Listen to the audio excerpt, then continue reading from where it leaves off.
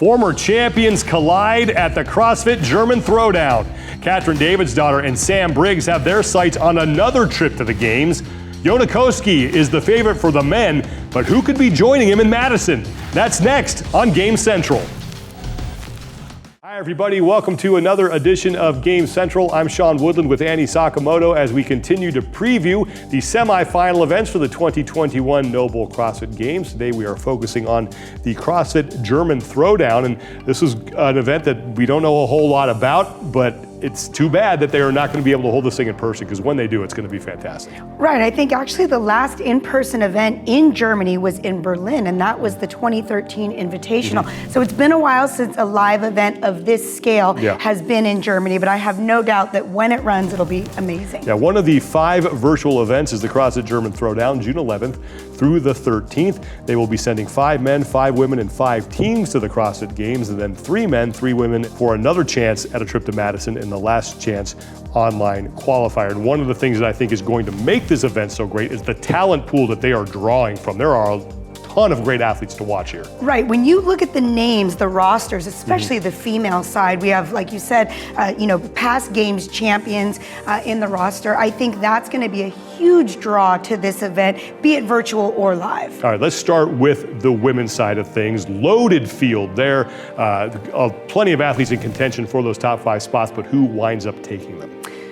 Number 1, Katrin Davidsdottir. You can't overlook the 2-time champ. And then Kristen Holta, who just really seems to be on the rise. Jacqueline Dahlstrom, I think will definitely be in there. Camila Salmonson-Hellman and Samantha Briggs, all right. I believe will be your top 5. Well, let's talk about Katrin Davidsdottir, because she continues to impress regardless of the setting, really. Right, we're talking about a 4-time podium athlete, again, 2-time champ. And I think a lot of us might have looked at that quarterfinal scoreboard and seen her in 11th place and been a little bit shocked by that. But here's my thought. For Katrin, she knows the quarterfinals was just a way to qualify for the semifinals. The semifinals is what's the most important event outside of the games, and that's where the focus is for her. Now, who could push those 5 for one of those tickets to the CrossFit Games? So I'm going to start with Emma Tall, and she is 29 years old out of CrossFit Karlstad in Sweden. She was 7th in the quarterfinals, and she was actually 42nd worldwide in the Open this year. She has competed at the Games once before, 2019, where she got 31st, so we know she has some experience. How about a dark horse? A spoiler, if you will. I'm going to go with Erica Ekelund. And so Erica is out of CrossFit C23 in Sweden. Okay. And she actually had 3 top 20 finishes in the quarterfinals. Her worst finish was 150th in the front squat test. So we know absolute strength is not her forte. But outside of that, she's a very well-rounded athlete and stands a great chance to possibly earn herself a spot. Men's side might be a little bit different than the women's. I think there is a clear favorite on the men's side to take the top spot.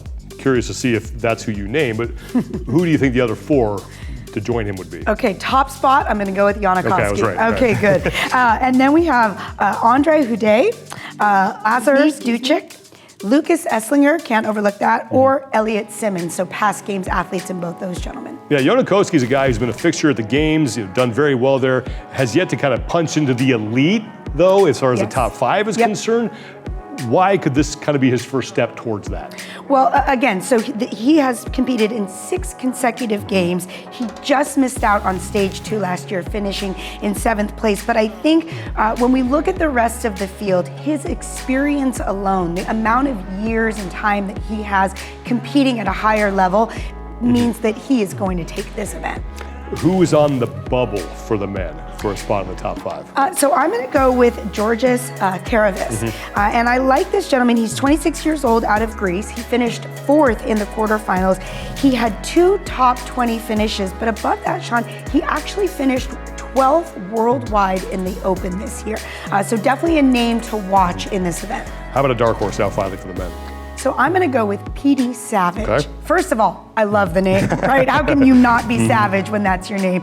He is out of Ireland and he finished 19th in the quarterfinals, but he's also a 3-time regionals competitor. So he competed once as an individual in 2018 at the European regionals and twice on a team when it was the Meridian regionals. And again, I just think experience really lends itself to having a better performance when you start to get to these further stages of competition. We know a lot about the women, we know a lot about the men. Don't know a whole lot about the teams though, so this is where it gets difficult. 5 spots on the line.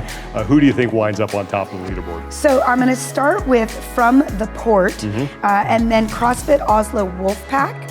Third, I'm going to go with Team CrossFit Genis, CrossFit Fabricant, and AOD Fitness are going to be my top 5 picks. We got to talk a little bit about From the Port during the quarterfinals, and now that you've had a chance to take a closer look at them, what stands out to you about that team? So CrossFit, they're from CrossFit Porti in Finland.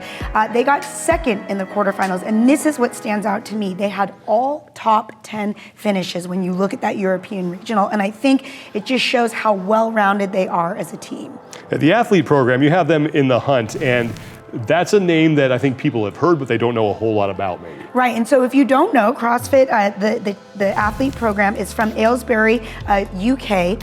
They were 14th in the quarterfinals and they won the front squat test. So we know they're plenty strong, but again, it is multiple tests at these events. Yeah. And so you can be strong, but how's your gymnastics? How's your aerobic capacity? So eyes are on them to see how they play these other aspects of fitness. And finally, the toughest question for last year. Give me a dark horse for the teams. Dark horse, we're gonna go with Heart and Heavy. Okay. Again, you can't overlook some of these names, right? And I just love that name. They're out of Hamburg, Germany, and they were 12th in the quarterfinals. But again, they had 3 top 10 finishes, and that is, versus Aylesbury that won the front squat event.